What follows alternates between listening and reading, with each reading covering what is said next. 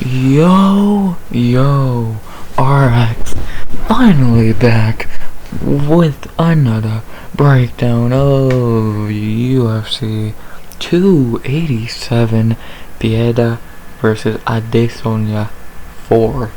Really 2, but 4 overall. Yeah, we back to after a week break for April Fool's weekend. And yeah, we back. We still not in the Apex yet. We still on the road. We're another pay-per-view, third one in a month. So can't complain with that shit. And it's a good card. 13 fights. It's a good one, man. A lot could happen. A lot could change over the landscape of this card. A lot can change because of this card. That makes more sense to say. So yeah. Since I'm not doing recaps anymore at the beginning of videos, I wouldn't do one for this video anyway, because it would be more than a week since the last card. But just a reminder, Sunday 1 p.m. EST, I will try to get the recap out this week on time. I couldn't last time, but I think I will be able to this weekend. So 1 p.m. EST, I will get the recap for this card out. So besides that, can't think of anything else to say before. I can't think of anything else to say besides like, comment, sub, 100 subs, go by the end of the year. As always, let's talk about some fights. Let's break down some fights. We got 13 fights to break down in Miami, Florida. As we start off with Sam Page Hughes versus Jaqueline Amorim? Not an easy name. Let's talk about Sam Hughes. Let's start off talking about Sam Hughes, I guess I should say. Sam in the UFC is 2-4. Her 2 wins is Stella Nunes and Elise Reed. Her 4 losses, Tisha Torres, Luma Luke Boomy, Luana Pinheiro, and Piera Rodriguez.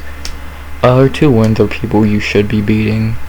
Stella Nunes is a fucking joke, and Elise Reed's terrible. Her four losses. Tisha, are you gonna get mad at that for a debut? No less. No. Luma, no. Pinheiro, no. And Piera, no. So she's losing fights she should lose, and she's winning fights she arguably can say she should lose. And I think she was the dog in both her wins. Yeah, against Elise and Estella, she was a dog. So, yeah, she's not very good. Like, I'll just keep serving you. She's pretty shitty. Like, she's just not good. She's only in the UFC. I'm guessing a short notice step in. I'm guessing knowing the UFC, because she's terrible. Like, even, like, her record before she got going into her debut was fucking 5-1. Her best win was someone who was 4-1. And her only loss was Nuerdanbieke, who is really good. So you're not mad at that loss either. So, yeah, I don't think much of Sam. She's a grinder. She's gonna try and gas you out and get a decision. That's what she did with Estella and Elise. When she got to finish with Elise, but you still got my point. She worked and got the gas tank too empty, and it worked. Will it work in this fight? No. I'll keep it 100. No. She is not gonna work in this fight. She could try, and she will, but it's just not gonna fucking happen in a million years. She loses when she should, and this is probably a should. To not really talk about her opponent, Jaqueline Amorim. I've never seen her day in my life fight until this fight was booked.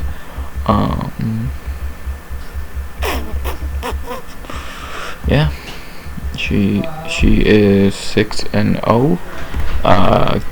Only finishes in her 6 wins, 5 submissions, 1 KO. She's good from what I've heard. She's really good. Like I said, only finishes, back to back first round finishes. My bad. Every one of her wins is a first round finish, which is for strawweight kind of impressive. Like, especially since one of them's a 10-second knockout. What the fuck? How do you get a 10-second knockout? That's a little crazy. As a strawweight, a 10-second knockout. That's very weird. Like, that's something you wanna. That's very weird. Like, ideally, what strawweight would I say could get a 10-second knockout in UFC? Lamos? Fuck. And even that's pushing it. So, yeah, overall, and I try to talk louder, forget the background noise, stupid fucks.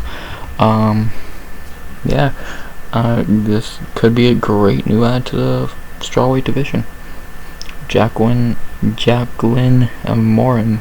I'll get it right eventually. The main odds for this fight have Jaqueline minus 250 to plus 200. Obviously, you could put her anywhere between 250 and 500. I don't think anyone would dispute you. Sam Hughes is not very good. Yes, she can beat Estela Nunes and Elise Reed, but that's super low fucking standards. And that's like saying, oh, I can beat Mike Jackson and fucking CM Punk. Like, ooh. Jacqueline's gonna win this fight. Let's not lie to ourselves. She is gonna win this fight pretty easily, I think. So I am going Jaqueline Amorim to get the win here, and I think she's gonna continue her first round finish streak. So I'm going Jacqueline by submission in the first. The one tiny worry about this fight is what happens if it goes later into the fight. But even then, I think Jaqueline is smart, has been already planning ahead for that, so I'm not really worried because Sam Hughes is trash. So Jaqueline by submission in the first. Start off the card with a nice prospect debut. Can't really complain.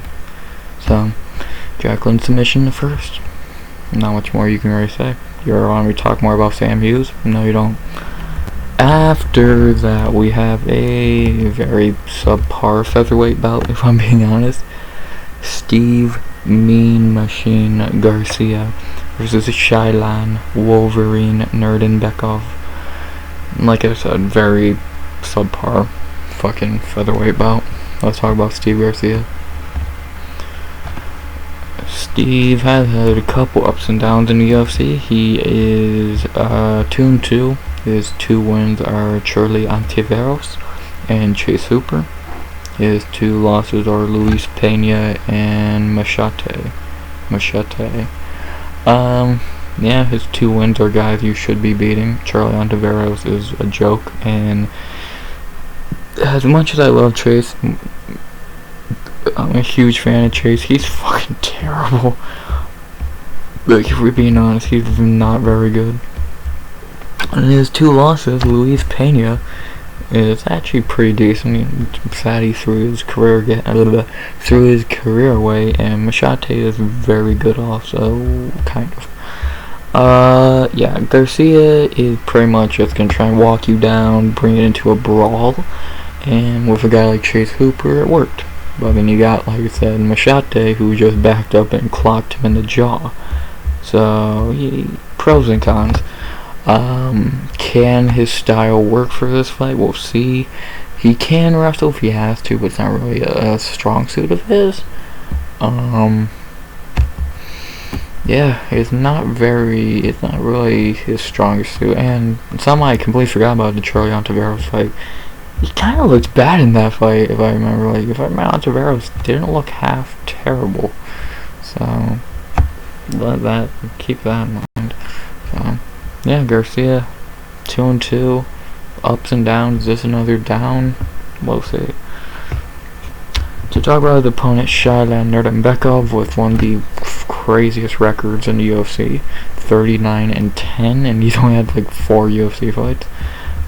He has 3-1. His 3 wins: Sean Soriano, TJ Brown, and Derek Minner. His 1 loss was his debut against Josh Culibao. You're not gonna get mad at losing to Josh Culibao, let alone your fucking debut. his wins, you should be beating Sean Soriano, you should be beating TJ Brown and Derek Minner. I've seen people say that's like a win that should be overturned, which I do agree. But at the same time, we're gonna act like we were gonna act like Shayilan was not gonna win that fight. He was. We all knew he was. So,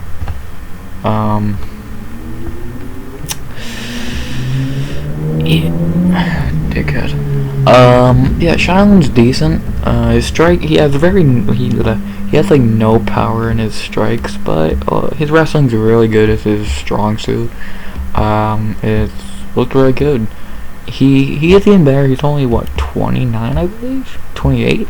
So he is getting better. He has fucking 40. This is his 50th fight, which is fucking insane to be 28 on your 50th fight.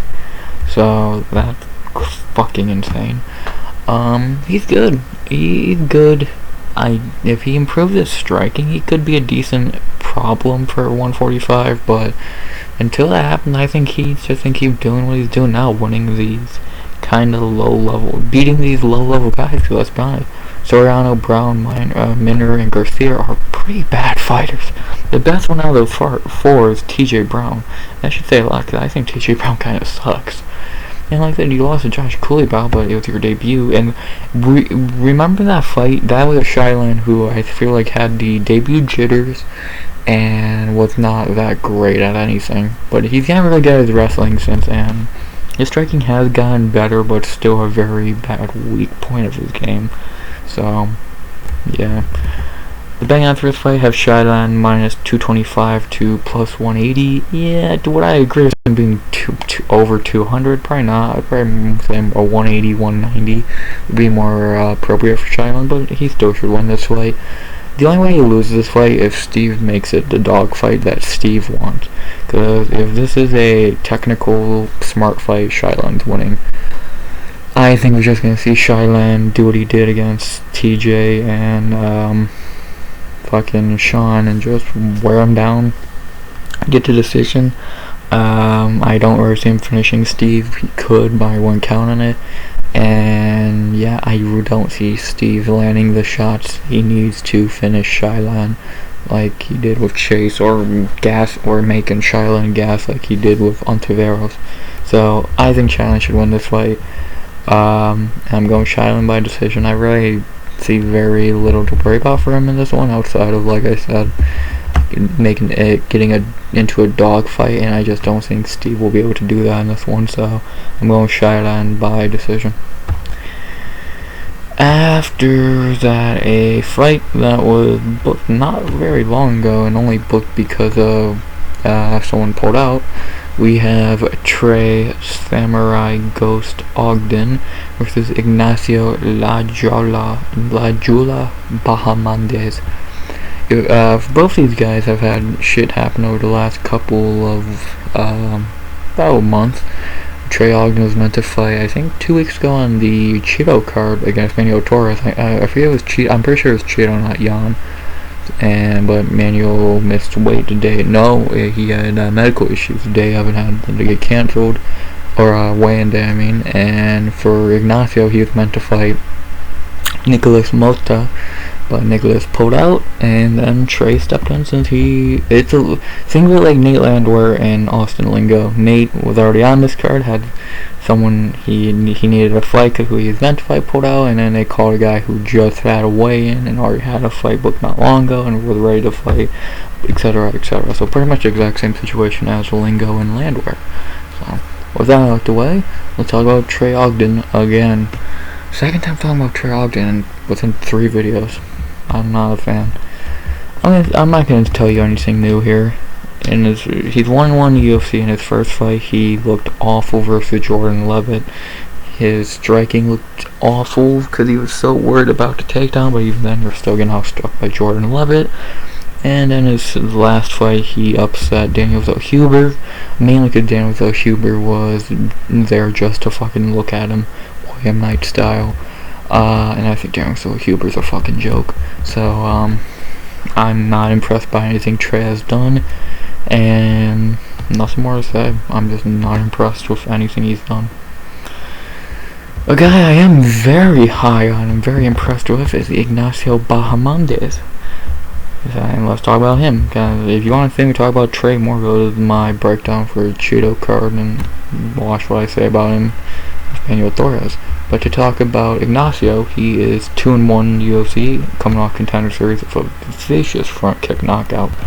And in his UFC debut, he had a war with John Makdessi that could have went either way. But in your debut to fight a dog like Makdessi in a crazy fight like that, it's very impressive.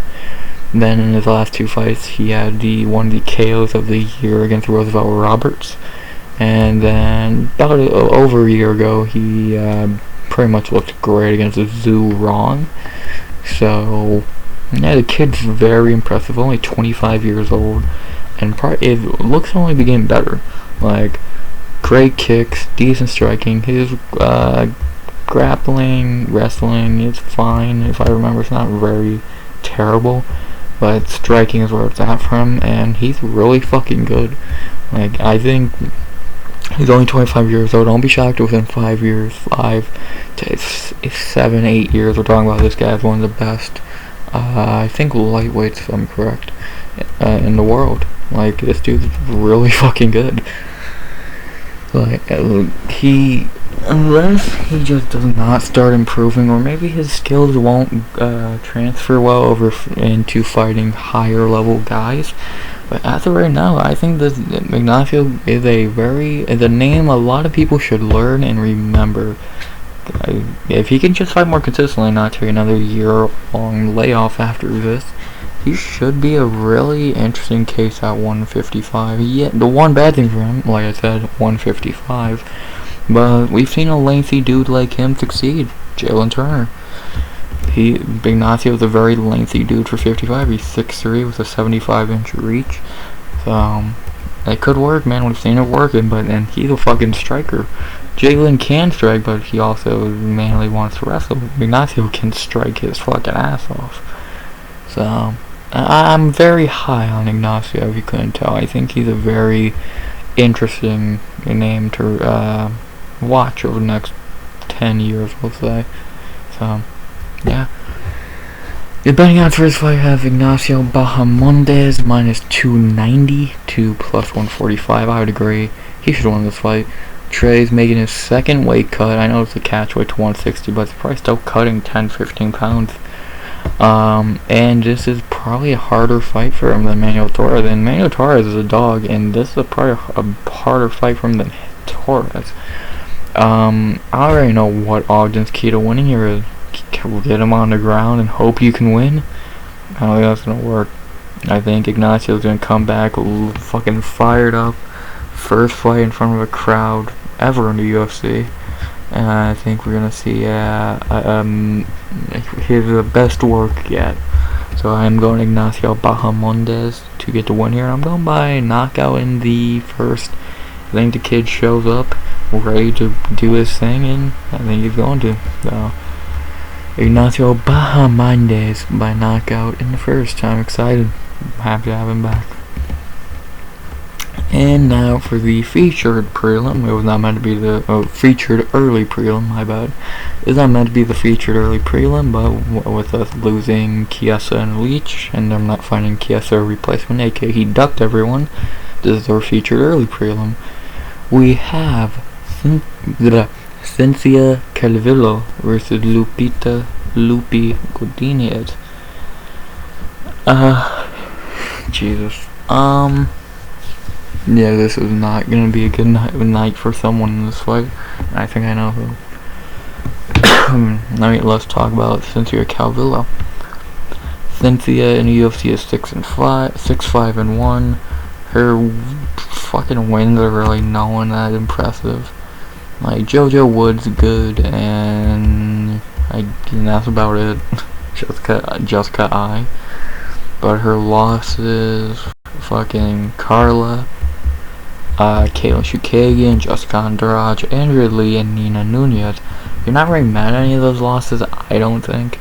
Maybe Esparza and Nunez, but Chukagian's meh.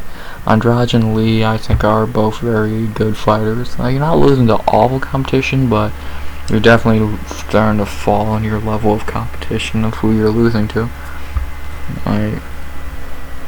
And the draw wasn't with Marina Rodriguez. I guarantee that was bullshit. So, yeah, she's on a 4-fight losing streak, and I think she should have been cut after the Nina fight. But they're giving her one more shot. If she loses this, she's cut. Her last one was in 2020 against Jessica in a main event. No one fucking remembers. And since she's just been taking O's and not even looking good in them. Like the Shukagian fight, I don't really remember, but I remember Calvillo looking awful. Andrade and Lee, she just got this shit kicked out of her. And Nunes, yeah, I know it says split decision, but it was not a split decision. Nunes should have easily won that like she did.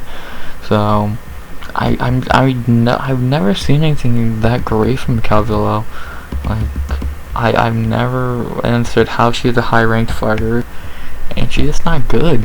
I'm never impressed with her.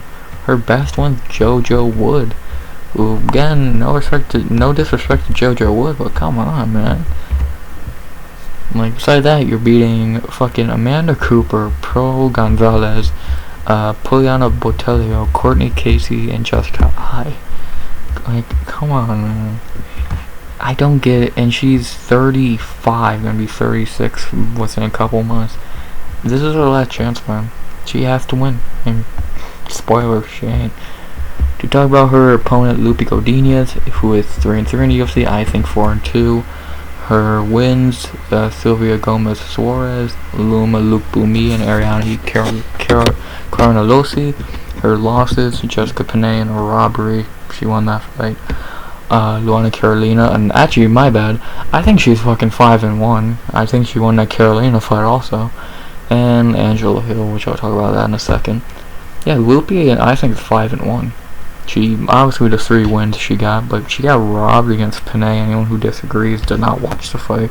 And I think she won the Luana Carolina fight, which was a week after beating Gomez Suarez. She should be 5-1, and that one is Angela Hill, who, if you're gonna, that's an asterisk, because we all know fighters for some reason lose all their talent fighting Angela Hill. So really, she's 5-0 because, again, losing Angela Hill, asterisk, because for some reason she nukes all their talent. Yeah, Lupi's really good. If you want to see how good she is, watch the Cornelowski fight. That was her coming out party. Against Luma, she looked fine. Against Gomez, she looked great. Against Panay, she looked really good. And against Carolina, it's probably her weakest one of her first 5, but even then, I think she looked pretty good and should have won. Yeah, she should have, I think, 2021 Female Fighter of the Year. 4 fights in 2021. And did the Hamza 1 week, and really should have won. Yeah, she really won 4. Yeah, she debuted in fucking April, and then had 3 fights between October 9th and November 20th. That's fucking crazy. And she's good too. That's the thing. She is actually really good. She's only 29 years old. She's a great fucking prospect for strawweight. I think she's still ranked. If not, she was ranked for a minute. She's really good. There's not much more after that. She is really good. And I think that, she's gonna keep showing that, man. I think this is a layup for her. And I think she's gonna show that she is still really good. Her only loss in her pro career, really, is Angela Hill. Demopoulos, which was outside of the UFC, Panay, Gomez, Carolina, Luke Bumi, Cornelowski. She's just beating everyone, and this is, I think this is a step down from, Luke Bumi and fucking, even Gomez. Not much to say. Betting odds for the fight have Lupi minus 270 to plus 210, cannot agree more. Lupi should be 400. Calvillo is washed, if she even had a prime. I don't even think she has the heart for it anymore. If you watch the Andrea Lee fight, that'll show. She literally quit on stools, not even a fucking, a Max Roxmov, whatever his name is, you know what I'm talking about, against Austin Flubbered. and she literally quit. Let's say Albert Duraya, first one that came to mind, who had to give Brian Ortega against Max, who had to be stopped in between rounds. That's not quitting, but fucking what she did in the Lee fight is quitting. She quit. I don't want to hear anything else. She quit. Same as someone who I'm going to talk about later. In his last fight, Kevin Holland, Wonder Boy. That's not quitting. He had a broken hand. What did you have, Calvillo? A fucking down 2 rounds, getting your ass beat. I don't know. I'm not impressed with Calvillo, and I think this is her go-home fight. She's getting cut after this, so I'm going Lupita Godinez to win this pretty easily, man. I really don't see a path for Calvillo to win this fight outside of a robbery, and I don't even know how judges could fuck up a clear 30, probably 26. I'm going Lupita Godinez by decision. Should be an easy 90 office for her, probably as easy as Cornelowski. So those are the early prelims. It's actually pretty good. You get to see 3 great prospects in Bahamondes, Lupi, and Jaqueline, and then Shayilan is decent. So now I move on to the actual prelims, which actually have some name value and even some more good prospects. As we begin the the actual prelims with a fight that is happening because someone pulled out. I'll talk about that in 1 second. But we have Karl Williams versus Chase the Vanilla Gorilla Sherman. Yeah, man, Karl Williams is back already. How? This motherfucker fought 3 weeks ago. This motherfucker's already back. Karl Williams did step in for Chris Barnett, who pulled out during the weekend, or at the beginning of this week, or late last week, between that time span. And Karl Williams didn't take any damage in his last fight, and he's back. So let's talk about Karl Williams again. And I actually have a lot better shit to say about him this time than I did last time. Karl is 1-0 in the UFC after coming off Contender Series, and I won't talk about his Contender Series that I already did. To talk about his debut against Brzeski, he looked amazing. He looked fucking amazing. For 15 minutes, he just did whatever he wanted. Clear 30-27 across the board. He looked amazing. As a guy who was getting a lot of disrespect throughout the week and breakdowns, I'll include myself because I didn't give him a lot of respect, and he showed up and showed out. The dude's a great wrestler. His striking is wishy-washy, but he looked fan-fucking-tastic. He made Brzeski look like a fucking joke, which is he probably. I cannot sing his praises enough. He looked fantastic, and if he keeps looking like that, we could have a great new heavyweight prospect. Do I think he's gonna go far like a Tom Aspinall or Pavlovich? No, but I think he'd be a 10 to 15 ranked guy. If fucking Blagoy, Ivanov, and Walt Harris could be, why the fuck could he not be? Fuck. Carlos Felipe, I think, was ranked at one point. Let that sink in.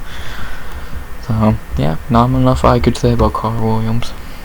To talk about his opponent, Chase Sherman, why this motherfucker still signed. He is 4-10 in the UFC. 4 wins, 10 losses. He did get cut, but then he stepped in on short notice to fight, I think, Romanov. Or was it Vandera? I forget which one it was, but one of these two, he stepped in on short notice and got another contract. The dude in his last, 1, 2, 3, 4, 5, 6, 7 UFC fights is 2-5. Dude, what the fuck? He beat Ike Villanueva, as you should. He lost to Arlovsky, okay. Porter, Collier, okay, I'm not that mad at it. Romanov, of course. He beat Vandera, as he probably should.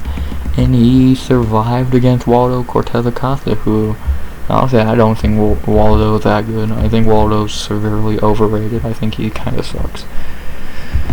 And now he's back a couple months later after a bad beating, might I add. That fight with Waddle Price should have been stopped, and now he's back fighting a guy like Karl Williams. I think Chris Barnett the fucking more favorable matchup, because yes, there's more chance of getting knocked out, and we do know Chase does have a very soft chin. But now you find a guy who's actually talented. I think he's gonna get fucked up here. The betting odds agree. -500 Karl Williams. The only way he loses this is if he has a bad well, if he had no a bad cut. I doubt he even cuts. He waited, yeah. But I don't know, dude. He didn't take no damage against Brooks in his last fight. Dude, he should be fine. He should win this. There's no debate. If Karl Williams loses this, Sherman landed a lucky fucking punch, which I just don't see that happening. Like, if I'm being honest with you, I don't see that fucking happening. I think he's going to destroy Sherman, and either it's probably like a 30-24, maybe even a finish. The main problem I have picking this fight is how do I think Karl's gonna win?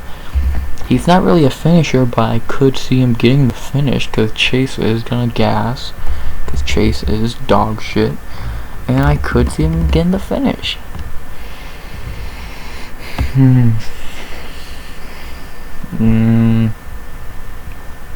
Fuck. Karl, why do you get no finishes, homie? You know what? I think Karl's gonna show up and get a finish in this one. I'm going Karl Williams by TKO and the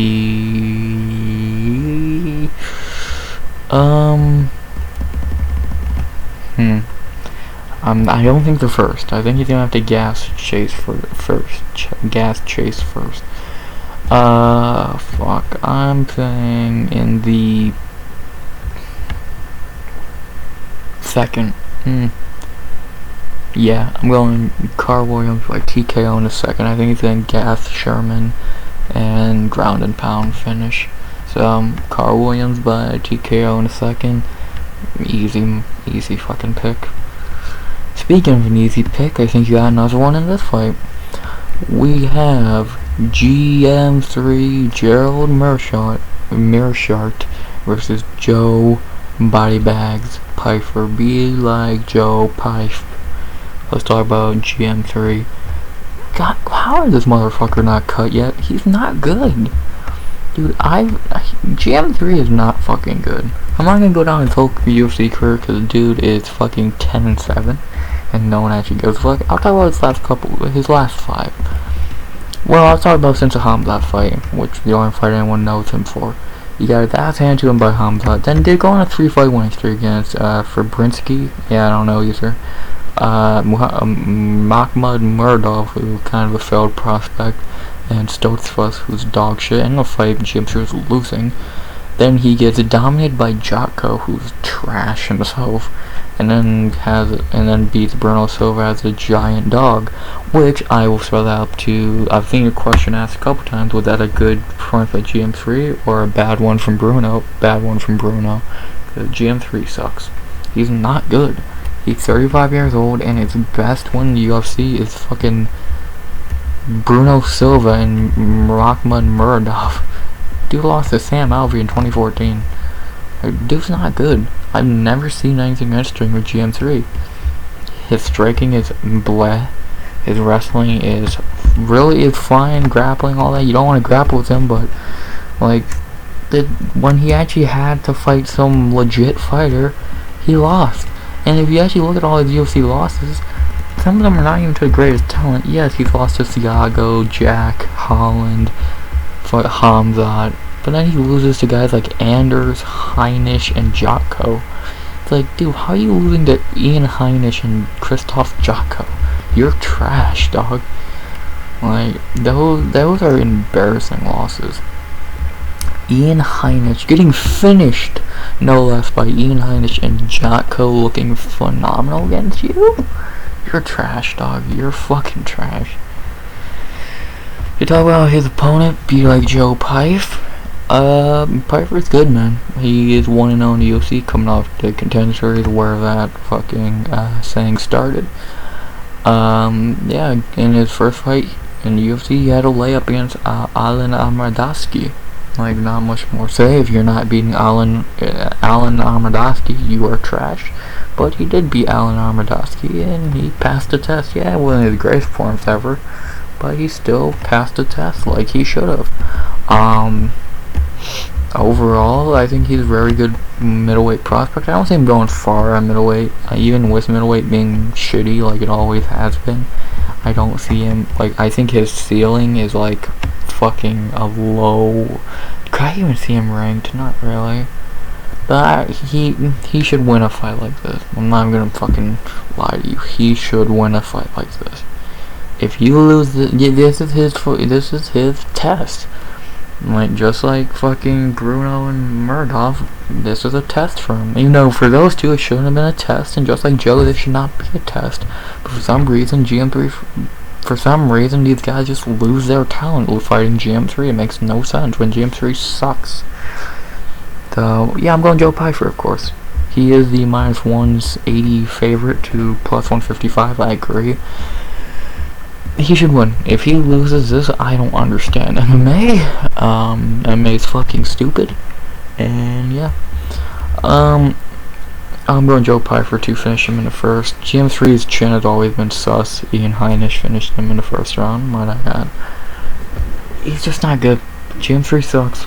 Pyfer is decent enough to get a win here, like he should. Joe Pyfer knockout in the first. I don't want to talk about GM3 anymore. Can he get cut already? He'd be a great add to Bellator. He would main event every fucking night. Every fucking card, man. He'd perfect for Bellator. Shitty former UFC fighter. That's all they have over there at this point. Fuck. Pyfer knockout in the first. After that, speaking of fighters I'm beyond sick and tired of talking about, the Karate Hottie, Michelle Waterson-Gomez versus Luana Pinheiro. Fucking Christ, why is Michelle Waterson still fighting? Retire, Granny! Fuck. Can you and Holly Holm fuck off? No one wants to watch you two fight anymore. You're both older than dirt. Jesus. Let's talk about Michelle Waterson. Again, not gonna talk over her whole UFC career because she's actually had a long one, 6-6. Is that it? Yeah, 6-6. We'll talk about her career since the Joanna fight. She's on a 5-fight losing streak, man. Joanna did what Joanna does best. She had a close fight with Esparza that I swear I kind of remember Waterson should have won, but fuck you if you think I'm ever watching a fight between Michelle Waterson and Carla Esparza. Fuck you. I'd rather watch Rose and Esparza. She might be pushing it. Then she got a robbery win against Angela Hill, and then Marina Rodriguez looked phenomenal against her, and then Lemos beat her. Yeah, Waterson probably did win round 1, but hell, I'll say it. I made a tweet earlier saying Lemos waiting to be booked already. It's only because no one else, and I like Lemos a lot. She's not very good. She fucking lost to Angela Hill. I won't even lie to you. Lemos lost, but that's for a different story. Waterson sucks. She's 37 years old now. Her last, I think, real win was in 2019 against Karolina Kowalkiewicz. And, like, that's probably her best win of her fucking career. Because if you look over her UFC career, she has 6 wins. She beat Angela Magana. If you could tell me who that is, you're fucking lying. Paige Van Zandt in a main event. They really made people watch that as a main event. Courtney Casey, Felice Herring, and Caroline Kowalkiewicz. Like, I'm trying to think what fighter she reminds me of. Not fight-wise, just overall. She's like the Derek Brunson. I guess Derek Brunson's a good one to compare to. She's always just been there. She's just always been there. Like, I guess is the best way to describe her. She's not very good. She's just always there. And actually, about time she is falling into ranking. I think she's like 9th or some shit. And this could be her last chance, because if she loses this, even if you do think she somehow beat Hill, she'd be 2-4 in her last fucking 6. She needs to get cut at if she loses this, I think. Or retire! Jesus Christ, no one's gonna miss you. We're so sick and tired of UFC pushing you down our fucking throats, because, let's be honest, it's not because you're talented, because you're overrated looks, and I'll say, her looks are overrated. She's not fucking, she's not an ugly woman by any means, but she's not fucking top 5 female fighters in my fucking opinion. I guess that's a whole opinion thing, but come on. She's 37 now, no less. She's fucking got worse looking. Obviously, no shit with age, but she's just a shitty fighter as is. She's like if you fucking took Wonder Boy's talents away completely, but still gave him the same fucking stance. She's just shitty. Speaking of shitty, Luana Pinheiro. Please, Luana, win. Please. To talk about Luana Pinheiro, who I also think is kind of shitty. Coming off Contender Series with an insane first round knockout, she has went 2-0 in the UFC. Beating Randa Marcos in her Aljamain Sterling acting reenactment. She was gonna win that fight, let's be honest, but still to do what she did is really coward shit. And then in her last fight in 2021, which I'll talk about layoff in a second, she looked phenomenal against Sam Hughes, as you should. Yeah, so her 2 wins, she like that she again win a Marcos fight, so that's a real win. Yeah, they're against people you should be beating, and I think people say this is a huge step up for Pinheiro. Is it? Waterson's way over the fucking hill, and fuck, I think is Hughes that much shittier, dude? Waterson is trash. Like, if we're talking prime, I'm using every quotation you can fucking use. Prime Waterson, which I don't even know when the fuck that was. Pinheiro probably still beats her. Like, shit, Waterson's trash. Pinheiro's trash, but the main thing she has is she's 29 years old, she's taking a long break. Waterson just fought a couple, like 8 months ago, and she fights very consistently. Pinheiro's taken a year and a half almost break, and another factor, her husband is Mateus Nicolau, who is a dog, and you don't think he's shown her how to get better as a fighter? Dude, he's one of the best flyweights in the fucking world. You don't think he's not fucking trying to help her get better? Dude, she's had a year off, 29 years old. If she hasn't gotten better, or her biggest flaw is her gas tank. Her gas tank is dog shit, and that could be the one thing that wins Waterson this fight, is that Pinheiro gasses early and Waterson just styles on her for a round or 2. Or a robbery, is Michelle Waterson. But I think Pinheiro knows her. I think she's watched her, at least the Marcos fight, and seen. I think she even gassed in a Hughes fight badly. My weakness is my gas tank, and I need to fix this. I think she will. I honestly do think she will, and I think she is going to get the win here. The betting odds agree. Luana Pinheiro is minus 165 to plus 140. She should win this. Maybe not if you look at their resumes, who they fought, beat, etc. Or just looking at their last couple fights, but Pinheiro should win this. She is a new guard. This reminds me a lot of Lupi Godinez fight. The new guard against the old guard. Calvillo and Waterson been around for fucking ever. Both old as shit.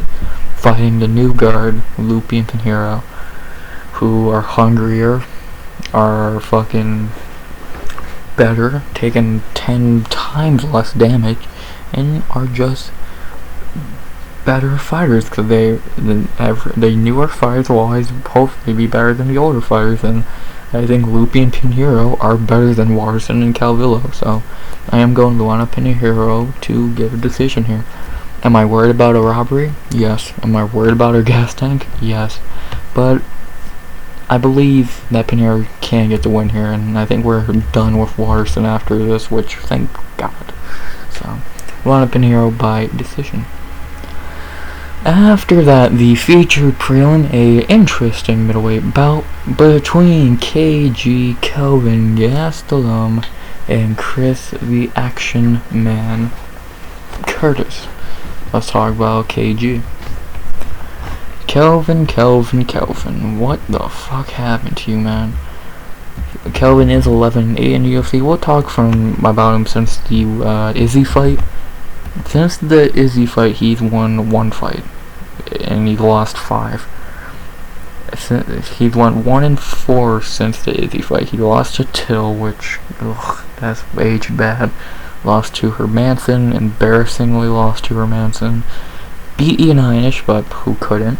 And in his last 2 fights, Whitaker and Cannonier looked amazing against him. He's been off for, he took 2022 off also. He tried a fight, but cancellations fucked him. And he's back. So maybe a break for him was a good thing because he was fighting a really consistent rate. Like, he fought Ian Heinisch, then 2 months later fought Whitaker, 4 months later fought Cannonier. He fought very consistently. The only thing that slowed down his fighting was the pandemic. So the dude fights often, and I think a long break, especially fighting a guy like Chris Curtis, is going to be the best thing for him. And I'll bring up the obvious elephant in the room. He should be a welterweight. If he wasn't a fat fuck, if he wasn't a fat kid at heart, he should be a welterweight. Would he be a good welterweight? And that's for you to decide. But he should be a welterweight. Like, I think he kind of has screwed himself. Like, I think he has screwed himself to a degree that, like, he won tough. Was it at welterweight or the middleweight?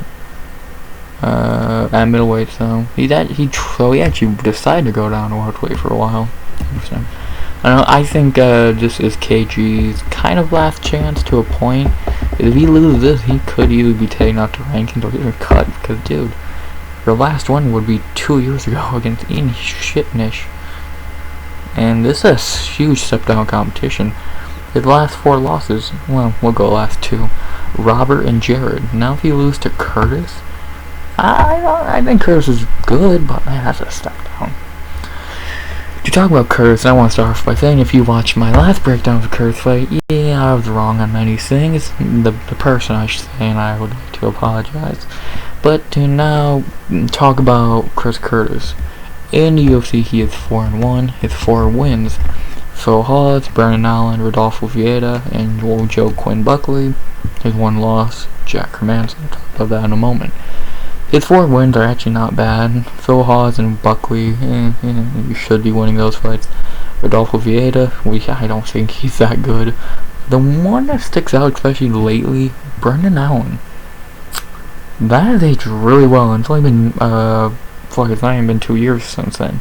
And that one has aged amazingly. The one, he's really good.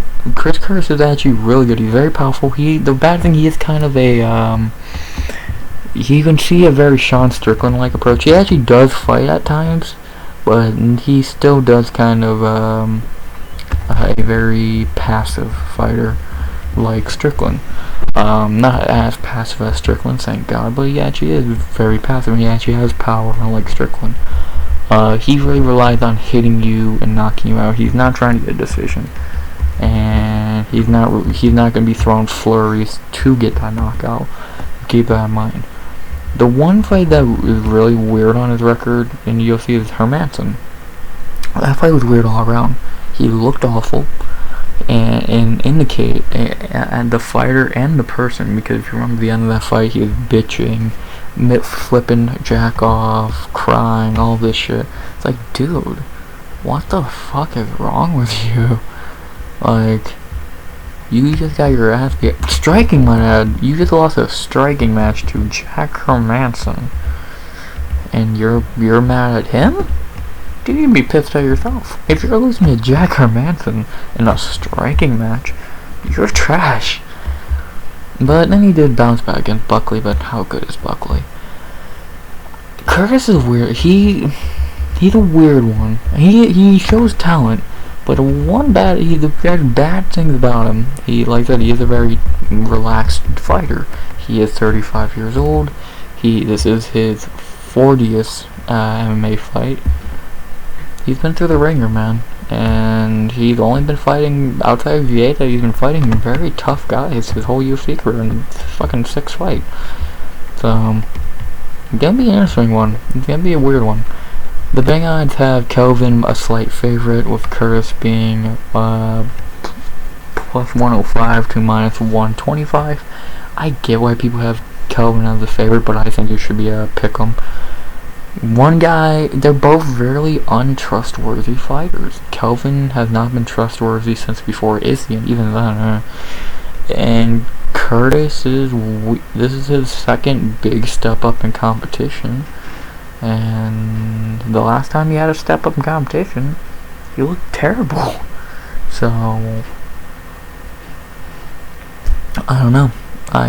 This is gonna be a weird one. This is a big fight in a way for at least that bottom middleweight, but gonna be a weird one. It's gonna answer a lot of questions about. It's gonna answer huge questions for one of these two. If it's Kelvin losing, what do you do with him? Do you cut him? Who do you have? Do you feed him to like a booth or someone like that?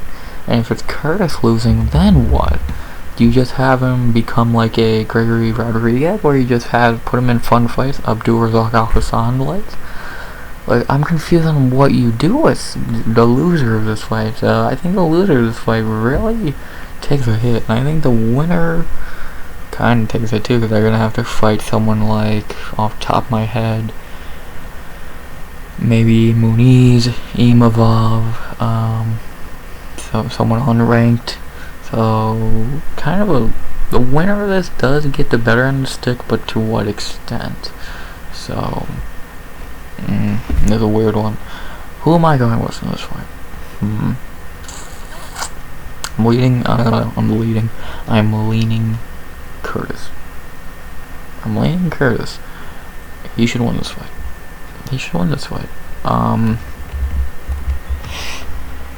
Kelvin, I don't know. I don't trust either, but I trust Chris more. Kelvin could wrestle and get the win, but I don't see him doing that. I don't see him going to a wrestling heavy game plan. I see him wanting to strike. And no, Kelvin's not gonna get knocked out, not a chance. But if Curtis actually shows up to strike and fight in this one, Kelvin's probably gonna lose. So if Curtis shows up at his best, and even Kelvin showed up at his best, I think Curtis wins. So I'm going Chris Curtis by decision here. I think this is gonna be a real coming out party for him. So Chris Curtis by decision. Good prelims, very good prelims. You got name value, which is very key to prelims.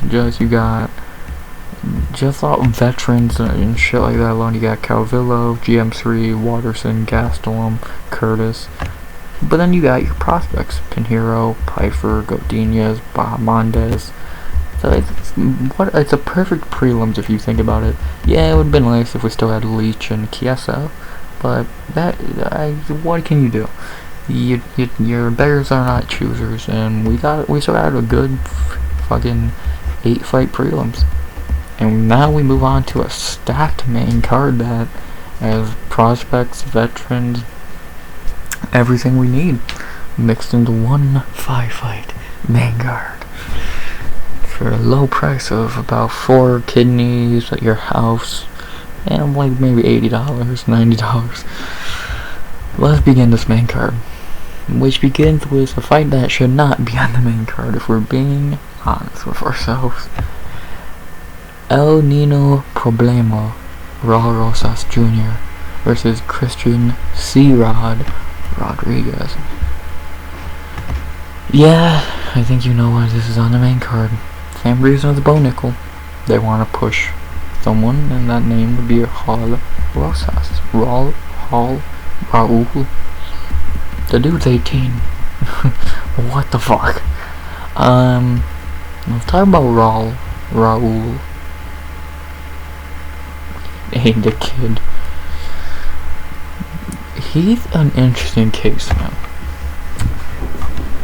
18 years old, having his second UFC fight, opening up a pay-per-view, a huge pay-per-view in Miami, getting a step up in competition, no doubt. When is the moment gonna hit him? Because there's no way that he's gonna be able to be as cool as a cucumber forever.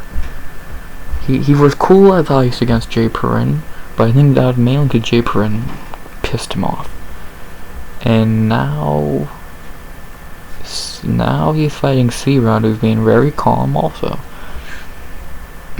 I don't know, Raul is such a weird case because you've never had something like this in UFC.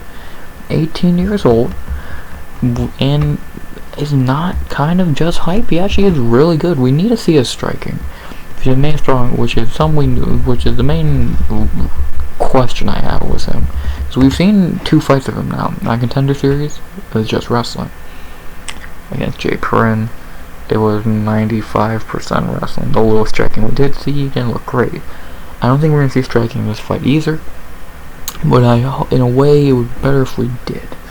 Because that would answer Hughes' question on if he actually could be something. Because if he can't be anything, then if his striking is not up to par, actually, no matter what hole he has in his game, the dude's 18.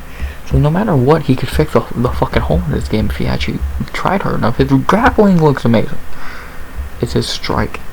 What is that gonna look like when he actually has to use it? What's gonna happen when someone actually stops his takedowns? That's the problem. What if someone actually stops his takedowns? He didn't plan for that time because he is a cocky 18-year-old. What if his game plan goes out the window then?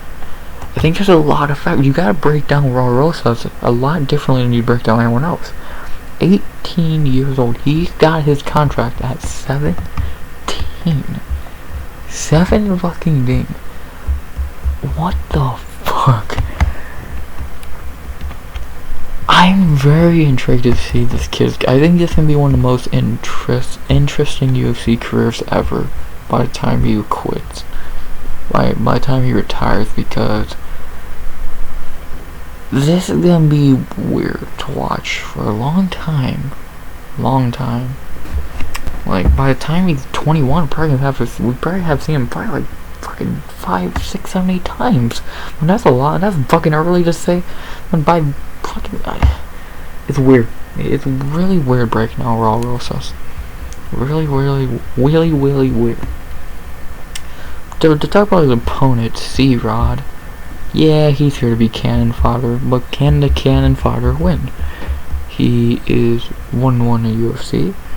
In his debut, he came in on short notice versus JSP, Johnson Pierce, and got dominated. He did put up a fight though, which I think that put a lot of, that really made a lot of people interested, because he did not look terrible. He actually did look pretty decent. He did clearly lose and get controlled for, however, for 15 minutes, but he did not look like a pushover. And then in his last fight against Josh Weems, he won, of course, as you should. He was on the other side of the coin this time, fighting the short nose replacement, and he looked good. He got the win. He did get taken down, which by Josh Weems is an L, but overall, he did what he had to do to get the win, and it worked.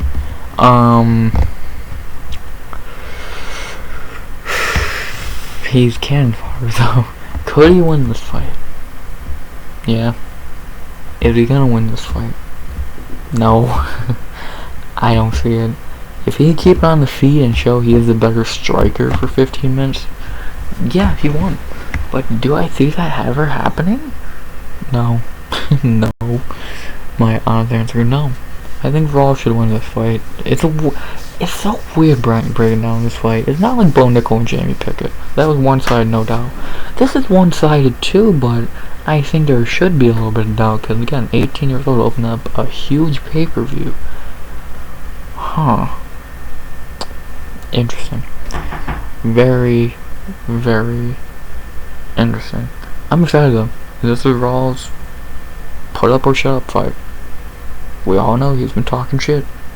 He's been trying to act like he's this. He's been trying to act like he's him. Show it. Show it. The odds have Raul minus 245 to plus 190.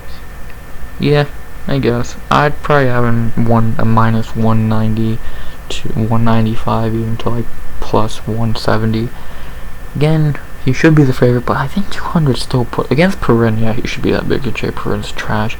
C-Rod could steal everything from Raul in one swoop.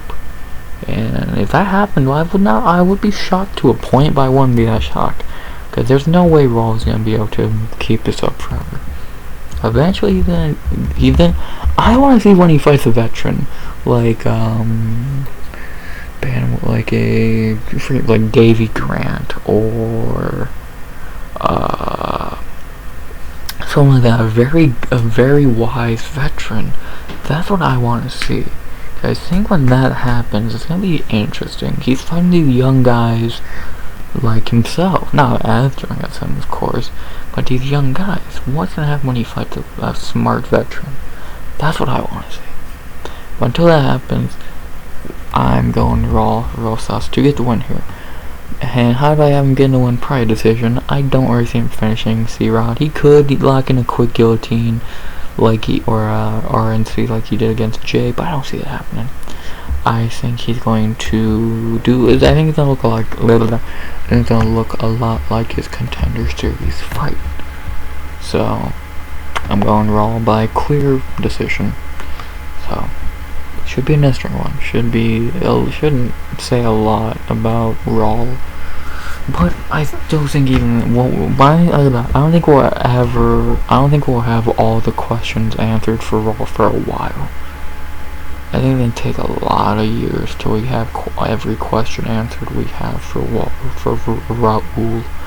So should be interesting. Rosas by decision. And after that, we move on to a fight that I've been kind of torn on all week, but I think I actually do have my clear-cut pick now.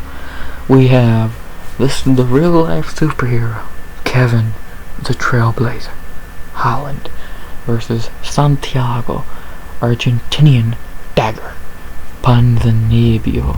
What a great fight. What a fucking great fight. Let's talk about Kevin Holland. I'm not going to talk a lot about Kevin Holland, because if you don't know Kevin Holland by now, where have you been living under? Because he has been one of the biggest names in MMA for 4 years now, since 2020. His coming out party was 2020, and now he's here doing his thing. And we know what we're getting with Kevin Holland now. We're big mouth. We're getting big mouth, man. I'll talk about him since he moved to welterweight. Because talking about his middleweight run at this point is kind of silly. Let's talk about his 4 fights at welterweight. He is 2-2.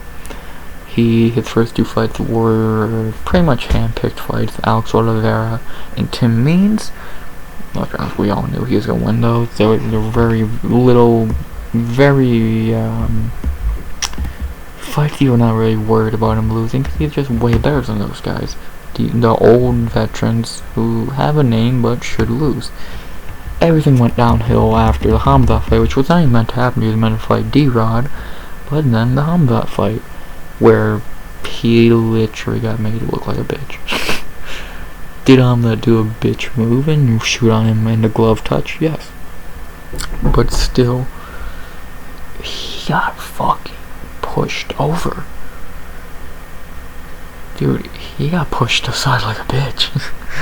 Are you gonna be mad at that when it's Khamzat Chimaev? No. Because Khamzat, I think, should be a champion by now if people actually wanted to fight him. But no one wants to fucking fight him. No one wants to fight him. And then his last fight against Wonderboy, one of the most enjoyable fights of last year. And the thing that killed him in that fight were 2 things. Obviously, he broke his hand, which again I'll talk about that in a second. Second thing, he fought it to Wonderboy did fight it very. Oh, we're friends. We don't want to wrestle. I think Holland fucked himself. Wonderboy took it a lot more serious than Holland did, which I think is one problem. I think that's one reason why Holland did lose. Wonderboy took it more seriously. Wonderboy needed to win more. Holland needed to win, but he could have afforded the loss.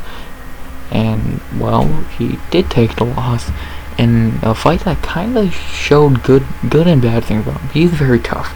How many spinning wheel kicks to the fucking head did he take? A lot. But at the same time, the con of that is he showed bad fight IQ. He again broke his hand, which is a con. And I think that we've been saying this for a minute now. At least I have thought it since about the Brunson-Vettori fights and even the dog fight. How good is Holland really? I think a lot of us are clouded by the 2020 because how good is Holland really? If you take away since the Sosa fight, dude has went 2-4-1. We talk about 2 wins. His other 2 losses are Brunson-Vettori, which he just got manhandled for two 25-minute fights on the ground, and Kyle Dawkins, yeah, the headbutt. But if I remember, he wasn't even looking that good in the fight before the headbutt. And then if you really look at that 2020 run, Fluffy Hernandez, good. Jaqueline Buckley, fine. Then you start Darren Stewart, trash. Charlie Ontiveros in a weird fight, trash. And Jacare, a washed Jacare. Yes, still a super impressive knockout, and to do what he did to Jacare is impressive. But really, his best win over that run was Jacare. And Fluffy Hernandez, like, dude, he beat Charlie Ontiveros and Darren Stewart. Hey, will I lie to you? No, I was on the Holland hype. But Bronson manhandled him. Vettori manhandled him. Chimaev made him his bitch. And he did not take the Wonder Boy fight seriously. This is a must-win for him. If he loses this, I don't know. He's already flirted with retirement many times. So I don't think his head's fully in the game. I don't think he has a championship on his mind anymore. I think he's here for money. I think he's here for money and to be a fan favorite, which he is a fan favorite. Everyone loves Kevin Holland. But that's very worrying, especially since he is not fighting Alex Oliveira and Tim Nancy. Ponzinibbio is a dog. Like, Ponzi's a dog. And if he does not show up with the will to win, or the, like, fucking fully care to win, he's not gonna win. Especially since the whole Masvidal shit, which I'll talk more about in a little bit. Dude, is he really fully focused on winning, or even Ponzinibbio? I don't know. To talk about Ponzi, we'll talk about him since his return, which has been 5 fights. Because talking about anything before the Leech fight would be silly. He is 2-3 since his return. Obviously, we know the Leech knockout. Then the brawl with Baeza, one of the best fights of 2021. Then the weird performance in Joffrey, where he pretty much looked frozen at times. Then the banger with Michelle Pierre, and then the weirdest one of them all, the Alex Morono fight, when he was getting dominated for 2 rounds and only won by the skin of his fucking teeth, getting a round 3 knockout. He's not the same guy. Like, I don't think I need to tell you that he's not the same guy. He's not the guy who's on a 1, 2, 3, 4, 5, 6, 7 fight winning streak, who was booked to fight guys like Usman and Lawler. He's not the same guy. He's not the same guy who's what, top 6 ranking. Like, he's just not, which is sad. I think I would have loved to see Ponzi be at his best and get the chance to be his best, but he didn't get that chance. And ever since coming back, he's had 2 banger fights. One he won, one he lost. You can make the case he should have won the Piera fight. 2 terrible showings against Neil Moreno, and then the Leech knockout. Like, he's not the same guy. And how much is he fighting still to be a champion? How much is he fighting still just because he loves it? Or how much he's fighting still again for just money? It's weird questions that I think need to be answered to a point. Because he knows that I think he's not going to be a champion anymore. Can he even be fucking ranked at this point? I don't fucking think so. So it's weird. These 2 are really weird cases. So I think it's gonna be a really weird, interesting fight. The bang out that of Kevin Holland minus 280 to plus 225. I agree with who is the favorite. No, I disagree with the size of the favorite. I'd move Kev probably down to minus 160 170, 180. You don't, yeah, he's a very untrustworthy fighter, I think. So, I'm going Kevin Holland. I'm not feeling great about it, but I think he should be the winner in this one, so I'm going Kevin Holland by decision. Could he finish Ponzi? Probably, but I could see him being could be playing around again and want to be friend, and he doesn't go for the kill. But we'll see. I do think Kev will win though, but if Pons wins, I will not be shocked. Let me say that, if Pons wins, I'm not shocked. I think Pons is a very, out of a lot of dogs on this card. I think the betting odds for this card are pretty much right all around. I think Pons is one of the best dogs. So take that as you will. Holland by decision though. Quick drink. Well, we're about an hour, 10 minutes in this bitch.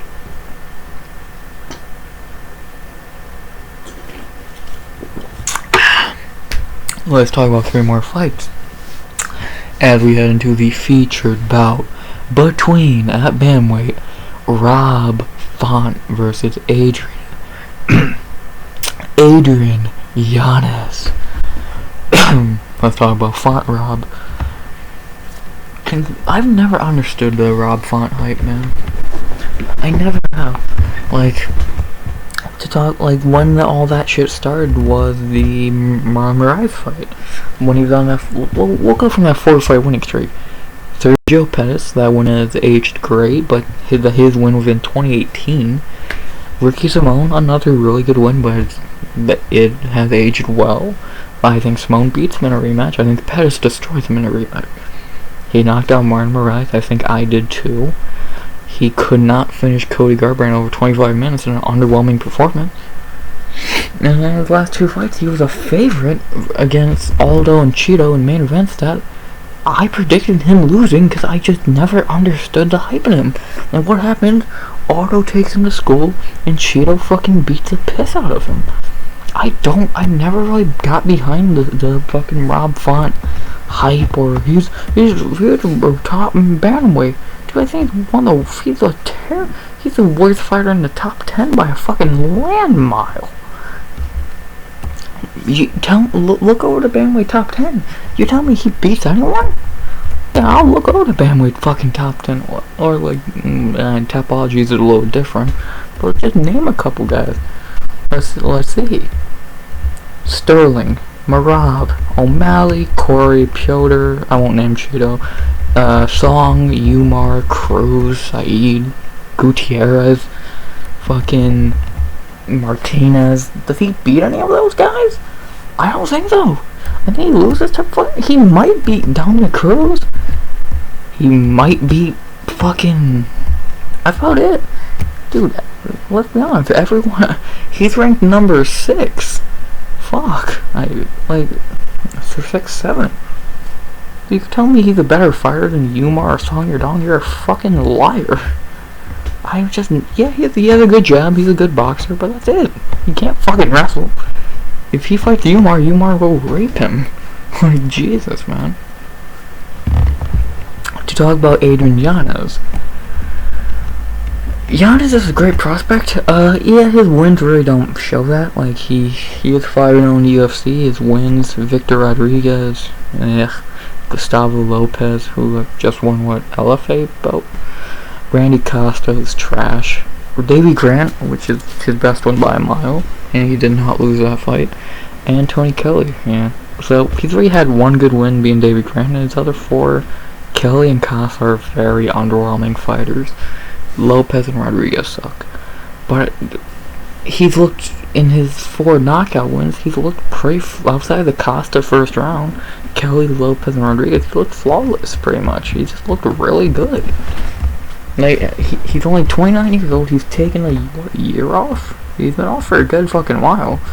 Yeah, he's taken about 10 months off to get better, and I think this is a really good matchup for him. Robert, who is not going to bring much different from what Yanez already brings. Now, if I'm being honest, I'll say Yanez should win this fight. Yanez should be the winner of this fight. It's going to be a boxing match completely. I don't see either becoming a wrestler, and if one were to, I don't know who it would even be, or who would even have the advantage. And Yanez should win this fight. He's younger, he's taking less damage, and I think he's just a better fighter. Like, in the betting odds, I think agree. Yanez, minus 180 to plus 150. I would have him minus 200 and up. He is the better fighter, he's the younger fighter, he's the less damaged fighter, he's the future of the division. Rob is, well, he wasn't even the past because no one remembers him. Yanez should win this fight. There's nothing more I can say. Adrian Yanez should be the winner of this fight, and I think he will be. I just got not much to say about this fight. I don't think much of Font Rob. I think very highly of Adrian Yanez. Excuse me. And that being said, I am going Adrian Yanez by knockout in the second. I think a lot of damage is going to catch up to Font. I think Yanez didn't do what Yanez does best. Crack a chin, get a win. Adrian Yanez by knockout in the second. Not much to say. Not much I can say, man. I'm not going to fucking hold you. I'm not going to take more time to talk about a fight I don't need to talk about much. So, another fight I'm not going to say much about, because I don't have much to say. The co-main event of the evening. Gilbert Duhinho Burns versus George Gamebred Masvidal. He's not Jorge anymore. He's a bitch, so it's George. Let's talk about Gilbert. Not really much. Like, I'm not even talking much about Gilbert, because who doesn't know Gilbert by now? The crazy motherfucker that's Gilbert Burns. We'll talk about his last two fights. Giving Hamza the fight of the year last year. No, Burns did not win that fight. Stop saying that shit, because it's not true. And then running through Neil Magny like he should have. Burns is really good. And for being 36 years old, you never fucking tell. Dude, I didn't even know he was 36 years old. I thought he was maybe like in his early 30s. Dude, 36 and does not even look close to it. Fuck. Dude's fucking a dog. His only two welterweight losses are Usman and fucking Hamza. Being everyone else, you know, I do think he lost to Wonder Boy fight, but he's good. I was very disrespectful to Dilbert for a while, but after his last couple performances, he's earned my respect, and he is one of the best welterweights in the world. Giving the best welterweight in the world, being Hamza, fuck anyone who disagrees, the toughest fight of his fucking life, does that. Dude, I won't lie, I thought he was gonna get fucking knocked out, look to be as shitty as Leech. Dude, he gave Hamza a war that Hamza was not expecting, or anyone else. He's a problem. Gilbert's really fucking good, and I'm happy for him. His brother's a fucking joke, but he's really good. Speaking of jokes, Jorge Masvidal. What do you want me to say? The dude's 5 seconds of fame is over. He's lost his last 3 in a row, and this is his last chance. He's not winning this fight. Even if it was, quote, quote, Prime Masvidal, which again, might I ask what the fuck was Prime Masvidal? 1 fight? Oh no, my bad. 3 fights. Till, Askren, and Diaz. But you really look at those fights, Till, he actually didn't look that good.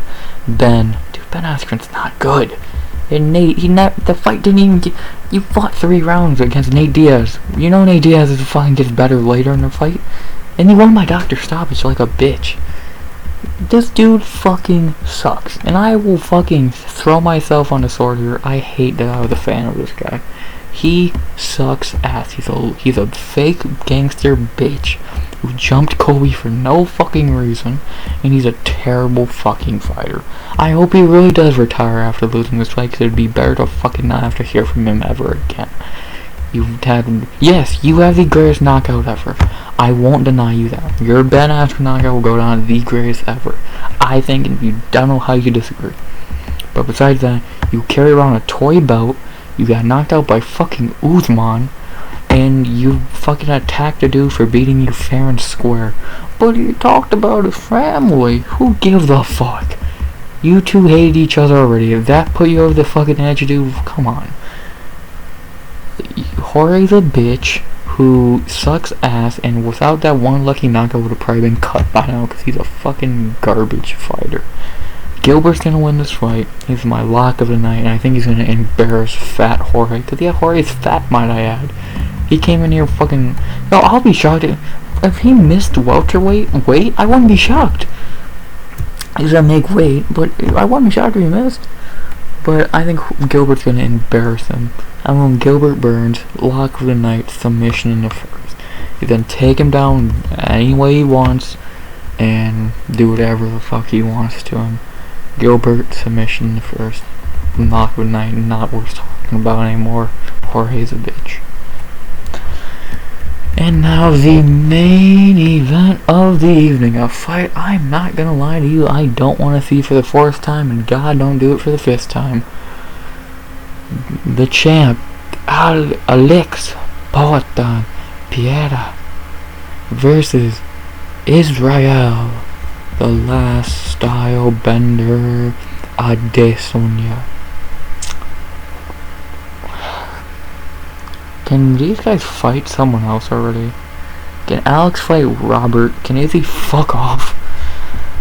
Man, I'm not gonna talk about these guys' careers. If you don't know them, what the fuck? Alex, 4 fights in the UFC, already champion. He owns Izzy. He is Izzy's daddy. And he will always beat Izzy, man. I'm sick of fucking... But he fucking got 2 knockouts after he was fucking losing. So? Not about how you it's how you finish, motherfucker. And if we really look at that third fight, I'll say this right now. Without that fucking rock at the end of the first, by the fucking hair on fucking, with enough English. If there was fucking, without that that rock at the end of the first round by Izzy, dude, it would have been 2-2 going into the fifth. And now what? Oh, the story completely changes, but since Izzy got a fucking one good punch at the end first, and then the second one was after the bell. Oh no, he was clearly winning. Look at the other 2 rounds he won. He barely won them. And he had to rely on wrestling. To talk about Izzy, dude, it's annoying being a fan of this guy at one point. Cause before he won the belt and after he won the belt at the beginning, dude, he was super likable. He was fresh air. It was after the Costa fight, everything changed. Like, his build up to the title, yeah, cool, nothing, can't complain. Beat as you know, Yoel is when everything started to be like, oh, what the fuck's wrong with this dude? Cause you have Gastelum, 5 of the year in 2019. Then you run through Whitaker. Then you look at Yoel for 25 minutes. Then it's like, okay, that was weird, but it is Yoel, it makes sense. Then he shits on Costa. He's back. Then he moves up and gets fucked by Jan. Okay. Then he comes back 3 months later and grabs. The most notable thing in the Vettori rematch was him grabbing Vettori's ass. Then he beats, quotation marks, Whitaker in the rematch, and now Whitaker probably won that fight. And then in his last win, he literally ran away from Jared Cannonier for 25 minutes. So if you sum up this dude's title reign, after being knocked out in the first Whitaker fight, he raped Costa, literally and figuratively. He barely, if he even fucking did, beat Whitaker in the rematch. And then he had 3 of the worst title fights ever with Jared, Marvin, and Yoel. What happened to this motherfucker? He became a fucking pussy. Like, he became a fucking coward of a fighter. Dude, you guys on your first time, fool me once, shame on me. Fool me twice, Vettori, shame on you. Fool me 3 times, you're a fucking bitch. Like, dude, what the fuck? And then Alex finally comes along. Yeah, Izzy was winning the fight, barely, and he knocks him out. And now Izzy And don't watch his fucking press conferences or anything. Dude's so fucking annoying. The main annoying thing about him, he says the same shit every time. Dude, I'm gonna kick his fucking ass. For Vittori, Yoel, and Gerald, he said the same fucking thing. Dude, I'm gonna kill him. I'm gonna fucking kill him. I'm coming in there to knock him out. Blah blah blah blah blah. It throws maybe 3 strikes the whole fight. Dude, he's trying to sell the fight more than he's trying to actually fight in the fight. Dude's a fucking bitch. I'm so happy he's finally lost and he's gonna lose again because Alex fucking will always win. Alex will always fucking win. And I'll say Alex Pieda is the hero in this story.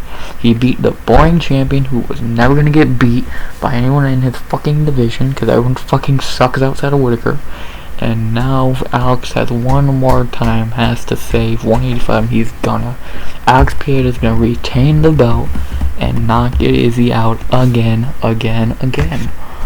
And still, Alex Pieda, I'm gonna knock out in the first. I think Izzy's gonna come in overconfident like he always does. He's gonna fucking see red, or he's gonna just be scared shitless, and he's gonna lose. Could I see a world where Izzy wins? Yes, but in that world, it's either a point fight or a wrestling match.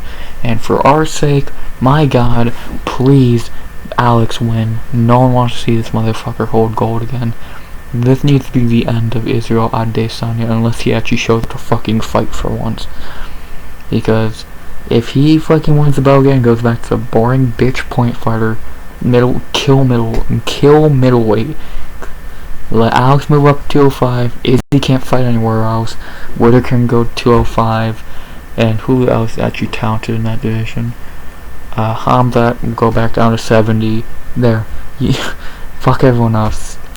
When in your top 10 you got Martin Vittori, Paulo Costa, Sean Strickland, Jared Cannonier, Jack Hermanson.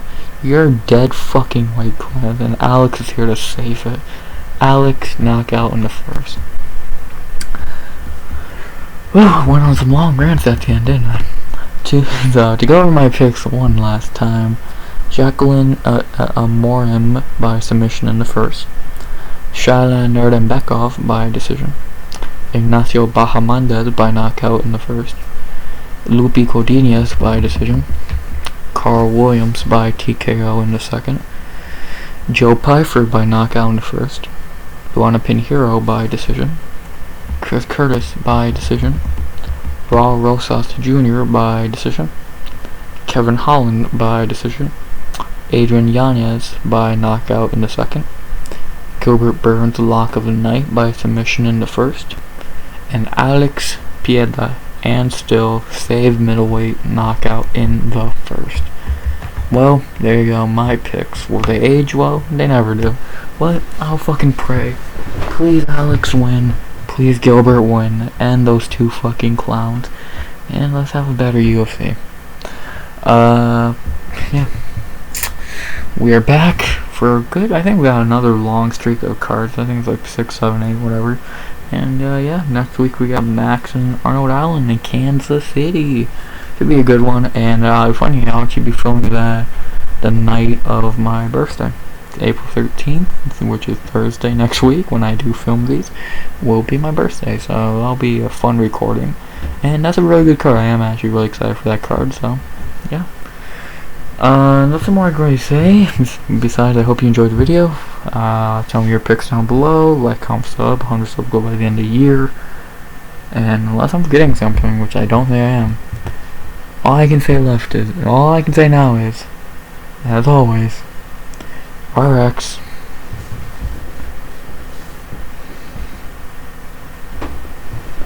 Out. Please, Alex, save middleweight.